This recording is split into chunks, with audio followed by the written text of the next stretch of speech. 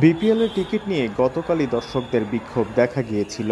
পরে সমালোচনার মুখে টুর্নামেন্ট শুরুর আগ মুহূর্তে টিকিট বিক্রির ঘোষণা দেয় বিসিবি।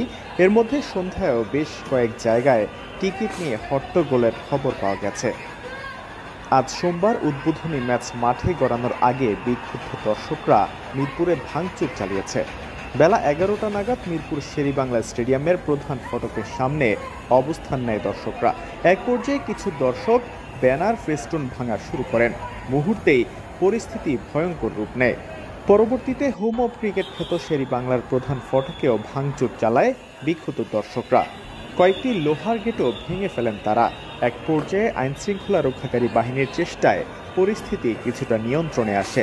বিপিএল শুরুর আগে এমন পরিস্থিতি স্বাভাবিকভাবেই ভালো বার্তা বহন করে না।